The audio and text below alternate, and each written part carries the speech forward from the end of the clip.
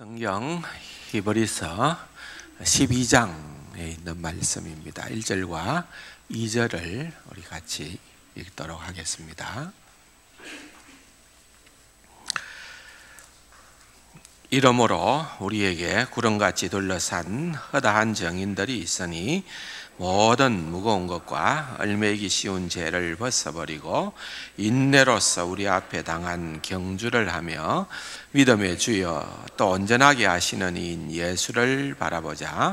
그는 그 앞에 있는 기쁨을 위하여 십자가를 참으사 부끄러움을 개의치 아니하시더니 하나님 보좌 우편에 앉으셨느니라. 아멘.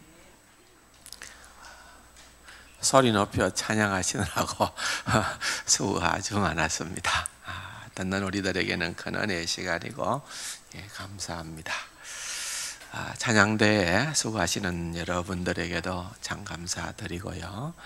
또 곳곳에서 우리가 각자의 주어진 역할들을 감당하는 주차 안내도 하고 차량 안내도 하고 봉사도 하고 또 주방에서 우리 식탁을 위해서 수고하시고 곳곳에서 많은 분들이 헌신하고 있는 그런 중에 있습니다.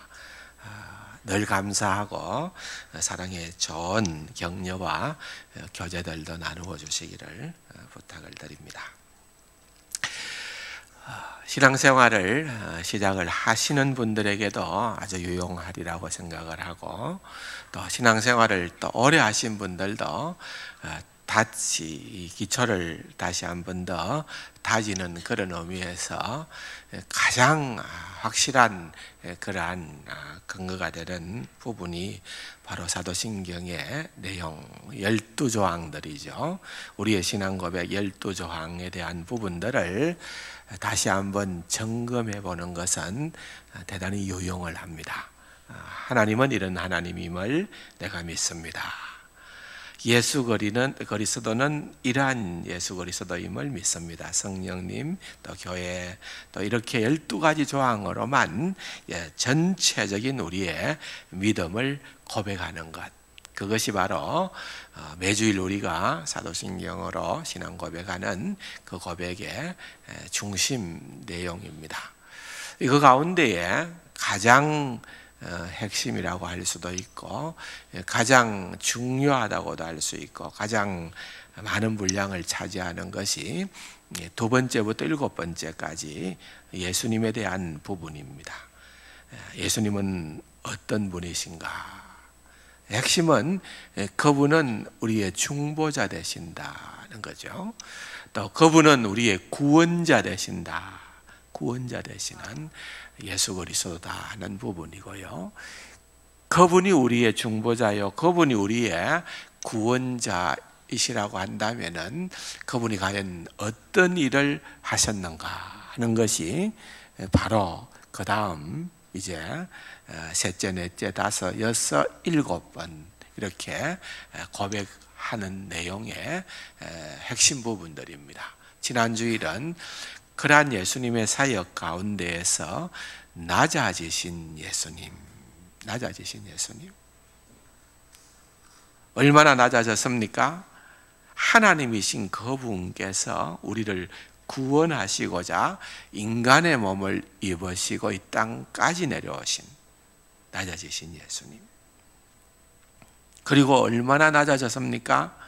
십자가에서 우리를 구원하시고자 하나님의 어린 양으로서 대속의 죽음을 죽으시기까지, 그 죽음은 지옥에 내려가는 그 모든 죄값을 지불하실 만큼이나 주님께서 우리를 위하여 낮아지셨다.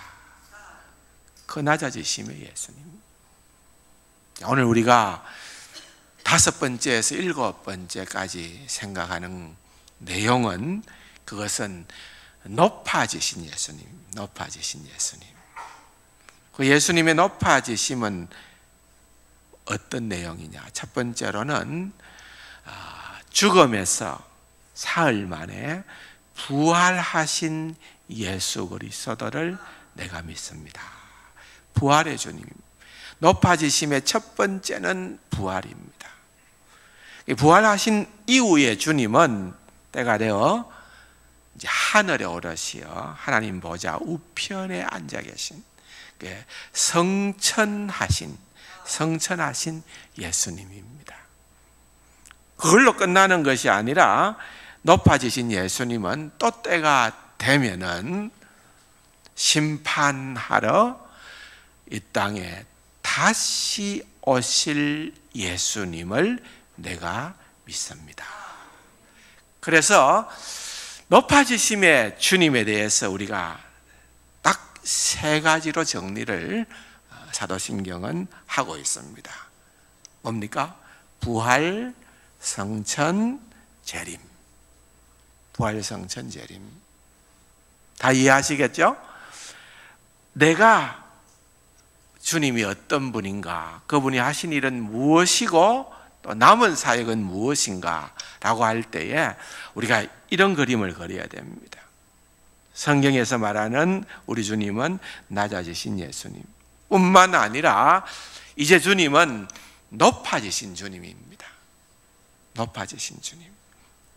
그 주님을 우리가 믿고 신앙 고백하며 찬양하는 것입니다. 그런 의미에서 이제 오늘 우리가 읽어보았던 히브리서 12장의 내용은 대단히 중요합니다. 예수님의 낮아지심과 또 예수님의 높아지심을 적절하게 우리에게 소개를 하고 있습니다. 예를 들면은 2절 중반부에 보면은 그는 십자가를 참으사, 십자가에 대한 언급은 예수님의 낮아지심의 극치죠. 십자가를 참으사 부끄러움을 개의치 아니하시더니 하나님 보좌 우편에 앉으셨느니라. 하나님께서 예수님을 높여주셨다는 거예요. 그래서 하나님 보좌 우편에 앉아 계신 우리 주 예수 그리스도, 그것은 주님의 높아지심에 대한 그러한 사역을 소개하고 있는 것입니다. 그래서 이런 예수님의 낮아지시고 이런 예수님의 높아지신 두 신분 가운데에서 주님께서 구속의 역사를 일으키셨는데 그것이 우리에게 주는 의의를 히브리서의 저자는 2절에서 믿음의 주여 또 온전케 하시는 이인 예수를 바라보자, 이렇게 묘사를 하고 있는 것입니다. 다시 한번 말씀드립니다. 그분은 어떤 분입니까? 그분은 낮아지신 예수님입니다. 그분은 어떤 분입니까? 낮아지셔서 대속의 죽음을 죽으셨던 그분을 하나님께서 높이셔서 이제는 말할 수 없는 영광 가운데에 머물러 계시는 그러한 주님이십니다. 구원자 주님의 사역으로 말미암아 이제 저와 여러분들은 감히 하나님 앞에 설 수 없는 죄인들이었지만은 하나님 앞에 나아갈 수 있는 담력을 얻게 되어졌습니다. 뿐만 아니라 하나님을 아버지라고 넉넉히 부를 수 있는 그런 평안의 자리로 하나님께서 우리를 인도해 주신 것입니다. 이를 묘사하기로 히브리서 10장 19절에 보면은 그러므로 형제들아 우리가 예수의 피를 힘입어 성소에 들어갈 담력을 얻었나니. 여러분, 오늘도 우리는 다른 방도가 없습니다. 오직 예수로 말미암아 하나님 앞에 나아갈 수 있는 그런 은혜와 그런 특권을 누리게 되어졌다는 것입니다. 그래서 그 주님이 어떤 분인가 히브리서 기자는 이렇게 정의를 하고 있습니다. 한번 따라합시다. 믿음의 주여 또 온전케 하시는 이인 예수를 바라보자. 믿음의 주여 또 온전케 하시는 이인, 우리에게 관용적으로 익숙한 말이지만은 그 의미는 대단히 깊습니다. 이것은 무엇인가 하면은 믿음의 알파와 오메가가 되시는 우리 예수님이라는 것입니다. 뭐라고요? 믿음의 알파와 오메가. 믿음의 알파는 뭐라는 말이에요? 시작이요. 오메가는 마지막이라는 거예요. 그래서 여러분, 우리의 믿음의 시작과 마지막이 되시는 주님이시라는 거예요.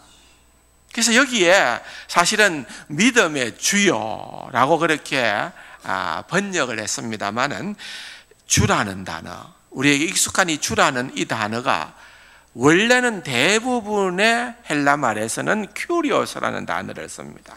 큐리오스, 주여, 주님이라는 말이에요. 그런데 히브리서의 저자는 여기에 이 주라는 단어를, 특별한 단어를 썼어요. 큐리오스라는 일반적인 우리가 얘기하는 그 단어가 사용되어진 것이 아니고 아르케곤이라는 단어를 사용하고 있는데, 이 단어는 영어로 번역을 하면은 파이오니아라는 말입니다. 파이오니아라는 말은 개척자라는 말이에요. 창시자라는 말이에요. 시작한 분이라는 말이에요. 그래서 저자의 의도는 명백합니다. 우리의 믿음을 시작하게 하신 이가 예수 그리스도라는 말이에요. 예수님으로 말미암아 우리의 믿음이 시작되어졌고, 그 다음 온전케 하시는 이라는 이 말은, 이것은 정상을 의미하는 거예요. 최고조에 이르는 것을 의미하는 것입니다. 그러므로 우리의 믿음을 시작하게 하신 아르케곤, 시작하게 하신 그 우리 주 예수 그리스도께서 우리의 믿음을 최정상에 이르도록 완성하시는 그분 또한 예수 그리스도라는 거예요. 그래서 여러분, 믿음 생활은 다른 것이 아니에요. 예수님만 바라보는 것. 예수님만 바라보는 것. 그 예수님이 우리의 믿음의 근거가 되는 겁니다. 예수님의 낮아지심, 또 예수님의 높아지심, 모두가 예수님이에요. 성경을 가만히 보면은 예수님을 하나님의 어린 양이라고 묘사합니다. 제물이 되신 양, 낮아지심에 대한 십자가의 죽으심을 의미하는 말이지요. 근데 또 가만히 보면은 예수님이 그 사역을 감당함에 있어서 뭔가 특별해요. 뭔가 보여주는 바가 있어요. 그래서 예수님의 생애를 사복음서를 통하여서 보면은 예수님께서는 하나님의 형상을 드러내는 일들에 초점을 맞춥니다. 하나님의 형상이라는 것은 하나님의 영광을 의미하는 것입니다.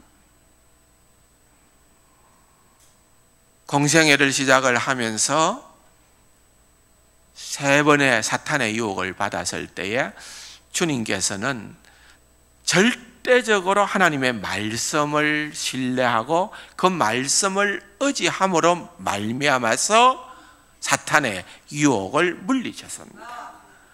여러분, 이것은 뭔가 하면은 예수님이 우리에게 지금 본을 보여주시는 거예요. 우리도 이 땅 위에서 당할 수 있는 사탄의 유혹과 영적인 전투에서 우리가 승리할 수 있으려면은, 우리가 이길 수 있으려면은 우리는 끝까지 말씀을 붙들어야 된다는 거예요. 하나님 말씀 외에는 다른 방도가 없다는 거예요. 말씀을 붙들고 기도하고 묵상하고 엎드리고 그렇게 하면서 나아갈 때에 비로소 우리에게 소망이 있다라고 하는 것을 보여주는 것입니다. 그것뿐만 아닙니다. 겟세마네 동산에서 주님께서는 피땀 흘려 기도를 하시면서도 할 수만 있거든 이 잔을 내게서 옮겨주십시오. 그러나 내가 원하는 대로가 아니라 아버지의 뜻대로 되게 하여 주시옵소서. 그러니까 우리가 기도해도 그렇게 기도해야 된다는 거예요. 내가 원하는 것을 이루어 달라고 기도하는 것으로 때를 쓰는 기도가 다가 아니라 마지막에는 그 결정권을 하나님께 내어놓는 기도, 아버지의 뜻대로 모든 일들이 되어지기를 원합니다 라고 하는 그러한 성숙함이 들어있는 그러한 기도를 해야 된다, 이런 모범을 보여주신 그러한 주님이시라는 겁니다. 어떻게 보면은 여러분, 우리가 믿음장이라고 얘기하는 유명한 장이 바로 앞장 히브리서 11장입니다. 우리가 알고 있는 구약 성경에 나타나는 모든 믿음의 용사들이 다 등장하는 것이 바로 히브리서 11장입니다. 그런데 그 11장을 얘기를 하고 난 다음에 이제는 포커스를 한 분에게 집중하는 거예요. 12장으로 넘어오면서 믿음의 주여 또 온전케 하시는 이인 예수를 바라보자. 그렇게 주님을 바라보도록 우리를 권면하고 있는 것입니다. 왜냐하면 하나님을 굳게 신뢰하고 시련과 고난 가운데에서도 흔들림이 없는 믿음을 보여주신 점에서 예수 그리스도는 우리의 온전한 모범이기 때문에 그러하다는 것입니다. 이것이 오늘 본문이 우리에게 주는 중요한 교훈입니다. 구조적으로 볼 때 12장은요 10장 마지막 절과 직결되어집니다. 10장 마지막 39절에 보면은 우리는 뒤로 물러가 멸망할 자가 아니요 오직 영혼을 구원함에 이르는 믿음을 가진 자니라 그랬습니다. 여러분, 히브리서는 신앙인들에게 주는 권면의 말씀입니다. 그리스도인들이 신앙의 길에서 하나님의 나라로 영생으로 향하는 그러한 길에서 인내가 필요하다고 강조합니다. 신앙의 길에서 절대로 뒤로 물러서서는 안 된다는 거예요. 어떤 일이 있더라도 시험에 빠져서는 안 되고 뒤로 물러서서는 안 되고 후퇴해서는 안 된다는 것입니다. 그래서 그리스도인의 삶에 있어서는 나태라는 것, 태만이라는 것 결코 어울릴 수 없는 단어라는 것입니다. 용납될 수 없는 단어라는 것입니다. 그래서 11장에서 신앙의 영웅들을 예시한 다음에 12장 초도에서 한층 더 강력하게 훈계를 하는 것입니다. 우리의 일상생활 가운데에서 우리가 흔히 체험하는 것처럼 때로는 성도들이 말할 수 없는 고난과 핍박을 당하게 됩니다. 삶의 무게가 내가 안고 있는 그러한 문제가 너무나도 무거워서 어찌할 줄 모르는, 가끔씩 상담을 하다 보면은 그런 문제 때문에 같이 울어야만 하고 같이 아파야만 하는 그런 일들이 얼마나 많이 있는지 모르는 것입니다. 그럴 때에 우리가 믿음을 잃고 때로는 의심에 빠질 때도, 때로는 좌절할 때도, 때로는 여러분 한 걸음 물러날 때도 간혹 있는 것입니다. 전능하신 하나님, 우리를 엉음한 죄악 가운데에서 구원하시고 살려주신 그런 사랑의 하나님 아버지를 굳게 신뢰하지 못하고 내 자신의 형편과 내 자신의 어려움과 시련과 공경 가운데에서는 하나님이 너무나도 무력하다고 생각하는 거예요. 아니면은 하나님은 그만한 힘은 능히 있지만은 나를 사랑하지는 않는가 보다. 하나님께서 나의 문제를 해결하기 위하여서는 관심을 기울이지 않는 그런 하나님이라고 그렇게 스스로를 생각해버리는 경우가 있다는 것입니다. 그래서 히브리서의 저자는 신앙의 인내를 강조하는 것입니다. 여러분, 인내는 말처럼 쉬운 것이 아닙니다. 그 신앙의 길을 먼저 간 신앙의 선지자들을 묘사한 11장을 보면은 그 길은 정말 힘들고 어려운 길을 우리의 믿음의 선배들이 걸었던 것입니다. 그래서 사도는 우리에게 믿음의 주에 온전케 하시는 이 곧 믿음의 알파와 오메가 되시는 예수님을 바라보라고 강력하게 권고하고 있는 것입니다. 다른 방도가 없다는 것입니다. 우리의 시선을 여러분 다른 곳으로 고정시키는 것이 아니라 우리의 시선을, 우리의 영적인 시야를 예수 그리스도에게 집중해야 되는, 그렇게 믿음의 경주를 해야만 하는 것을 말씀하고 있는 것입니다.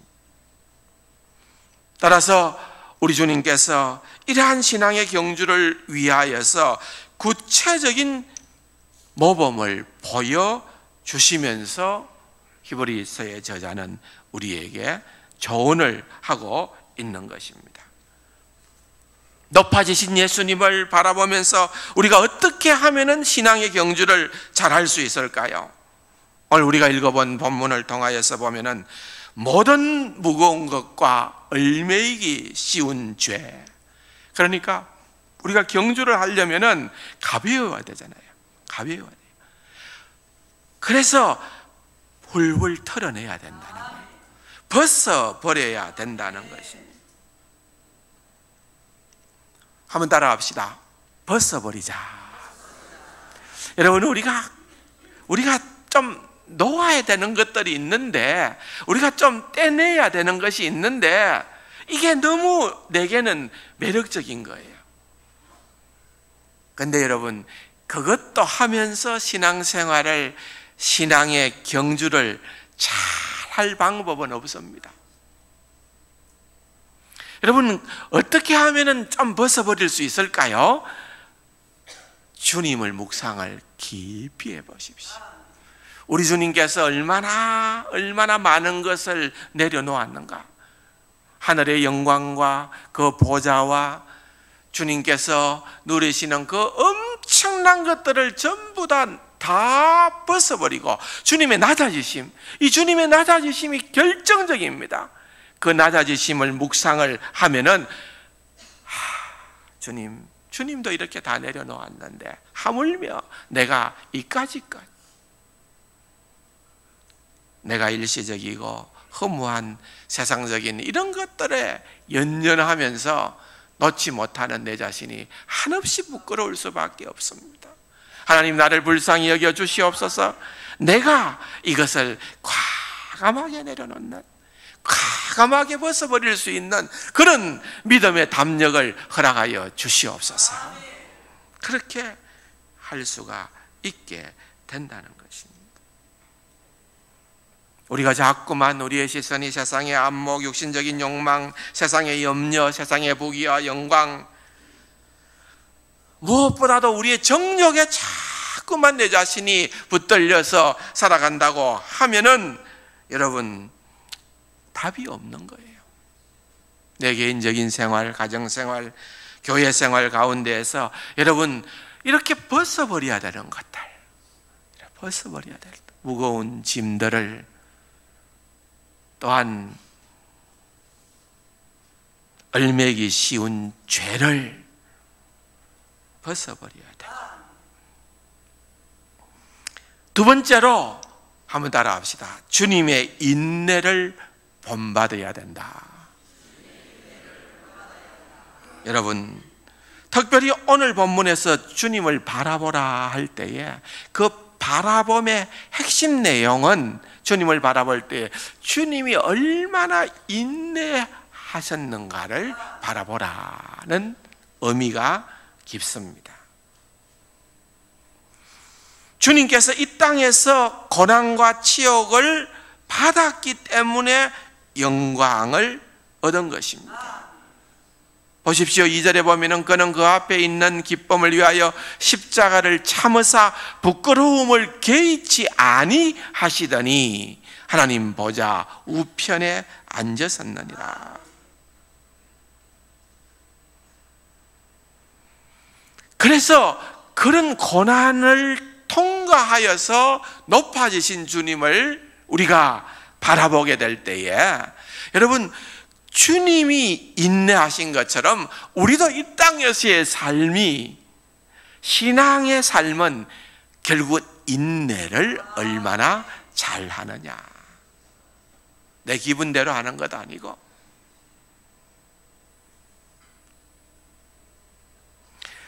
고난이라고 하는 것은 우리가 참된 믿음의 길을 걸어가기 위해서는 그리스도인들에게는 불가피한 것이다. 왜냐하면 우리 주님께서 그 길을 외면하고 영광의 길을 가신 것이 아니라 그 길을 통과함으로 말미암아 영광의 길을 갔었기 때문에 우리도 마찬가지라는 것입니다. 주님이 걸어가신 그 길은 우리가 걸어갈 길에 본이 되었기 때문에 그러하다는 것입니다.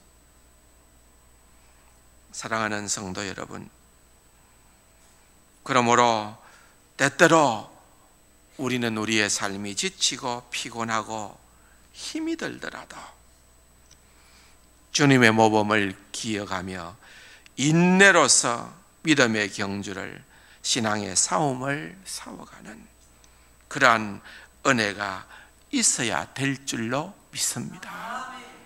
그것이 바로 우리가 살펴야 되는 그러한 주된 내용입니다.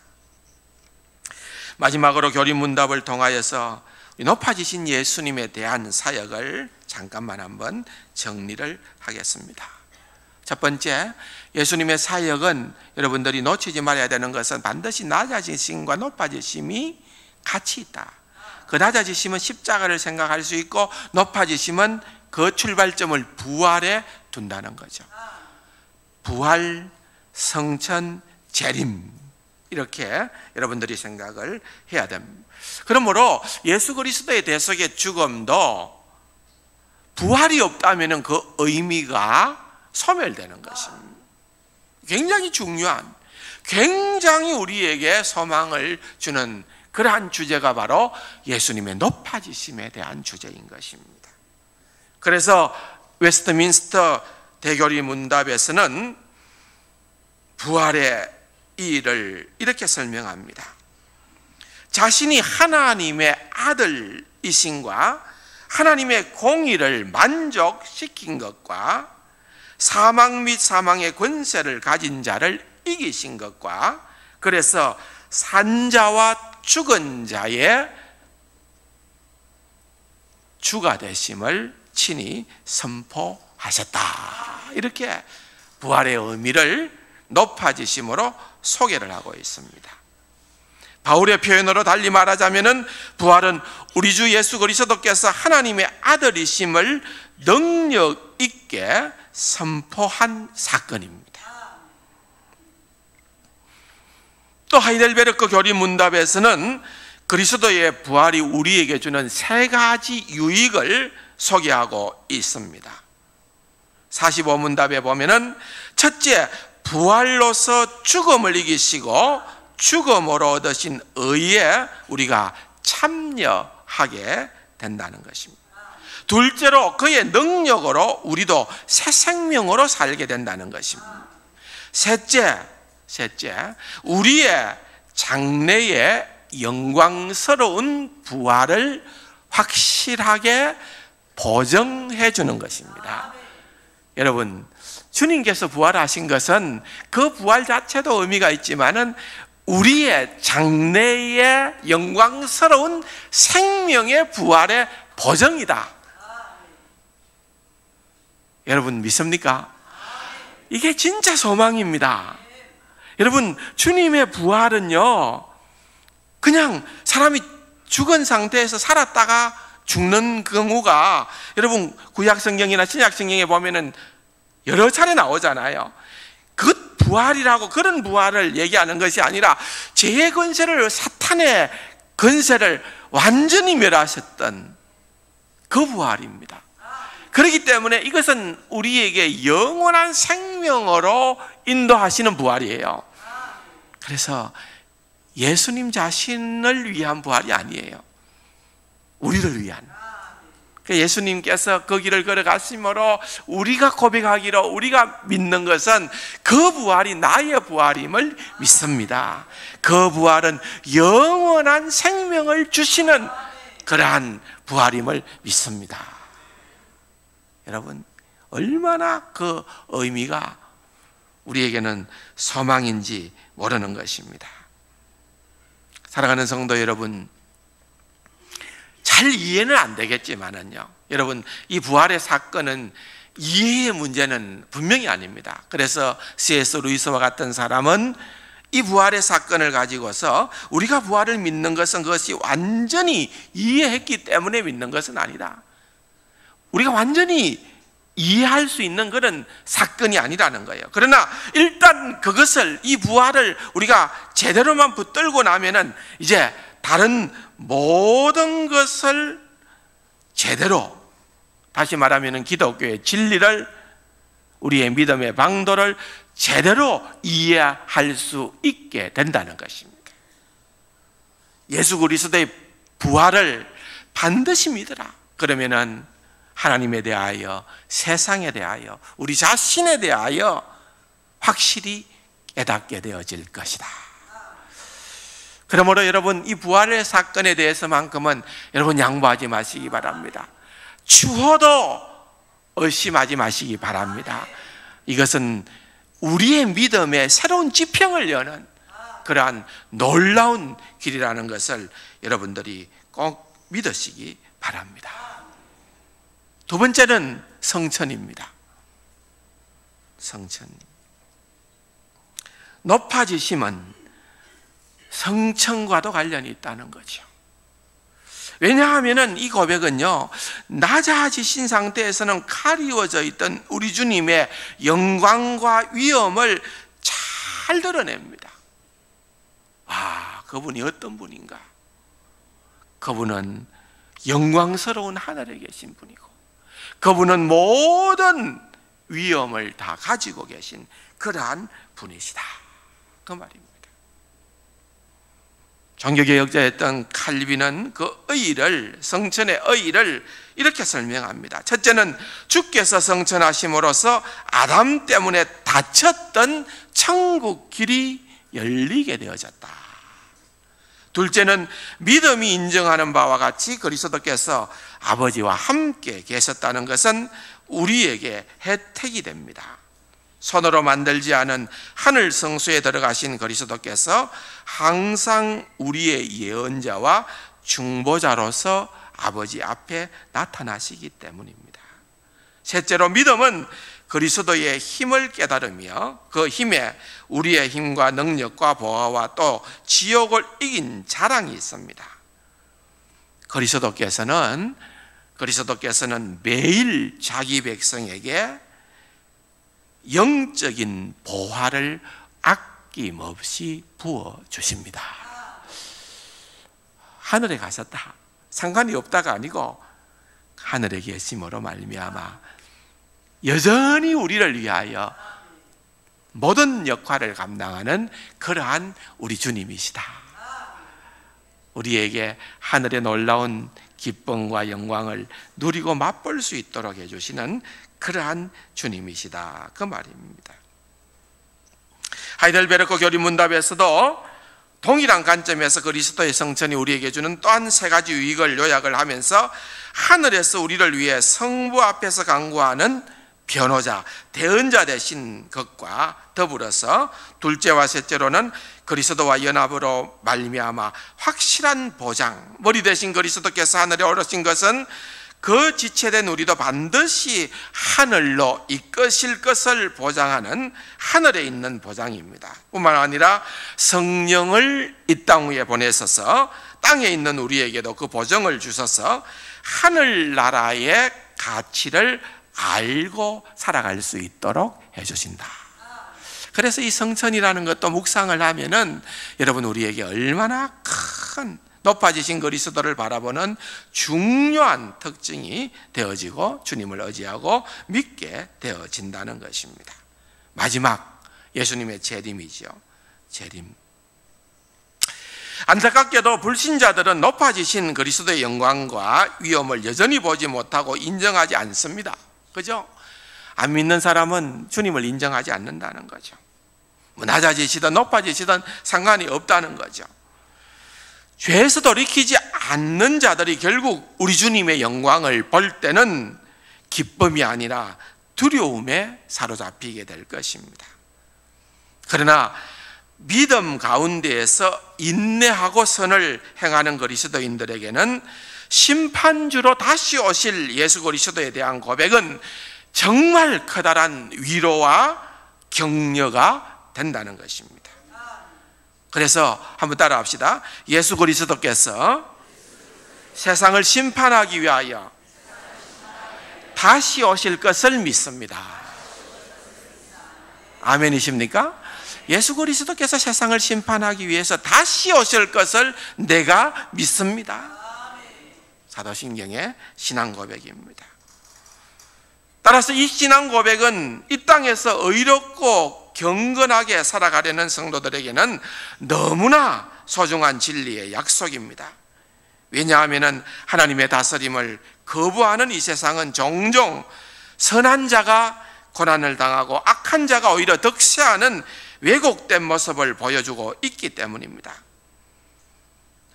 때로는 이러한 일들로 말미암아서 선하게 살아가려는 성도들이 크게 상심하기도 합니다. 그러나 나의 죄를 대신 지시고 하나님의 어미로운 심판을 받으신 우리 주 예수 그리스도께서 반드시 다시 오셔서 신앙의 연고로 환난을 당하는 우리에게 안식을 주시고 복음에 순종하지 않는 자들에게 공의로운 형벌을 내리실 것을 고백할 때에 여러분 우리의 신앙의 행보가 다시 올바른 자리로 돌아서게 된다는 것입니다. 그러므로 여러분 우리 주 예수 그리스도에 대한 이 사도신경의 마지막 조항은 세상에서 거룩하고 경건하게 살아가려는 그리스도인들에게 진정 커다란 위로와 격려를 주는 것입니다. 갈수록 재림신앙이 희미해져가는 오늘날 기독교의 현실은 여러분 참된 경건이 그만큼 무디어졌다는 것을 의미하는 것입니다. 초대교회의 성도들이 그래했던 것처럼 우리들도 그런 신앙의 고백들을 하고 경건의 의리띠를 메어야 되는 그러한 은혜가 있기를 주님의 이름으로 축원합니다. 교리문답에 따라 드리는 의미 있는 우리 기도입니다. 같이 한번 일검으로 하기를 원합니다. 높아지신 그리스도에 대한 묵상과 기도. 첫 번째, 마음을 높이 들어 높아지신 예수 그리스도를 바라보게 하소서. 다 같이요. 이 세상에서 삶에 매몰되어 먼저 그의 나라와 그의 의를 구하라고 하신 주님의 교훈을 등한시 여기고 있지는 않은지 돌아볼 수 있게 해 주소서. 참된 신앙의 경주를 방해하는 것들이 무엇인지 영적으로 잘 통찰하게 하시고 우리 주님의 모범을 본받아 벗어버릴 수 있게 도와주시옵소서. 경건한 그리스도인이라면 피할 수 없는 신앙의 시련과 환난을 당할 때에 낙심하지 말고 우리 주님의 인내를 기억하며 그 발자취를 따라가게 하옵소서. 사도신경이 깨우쳐주는 구세주 예수 그리스도의 은혜를 깊이 깨닫고 감사하게 하소서. 다 같이요. 그리스도의 부활이 주는 영적 유익을 깊이 묵상하고 사모하게 해주셔서 그리스도의 성천이 주는 유익을 깨닫고 감사하며 영적 격려를 받게 하소서. 그리스도께서 우리의 머리가 되심으로써 교회에 부어주신 하늘의 은사들을 깨닫고 누리고 감사하게 하소서. 의로운 재판장으로 다시 오실 그리스도에 대한 소망을 가지고 이 세상에서 경건하고 어려운 삶을 힘차게 살아가게 해 주소서. 아멘.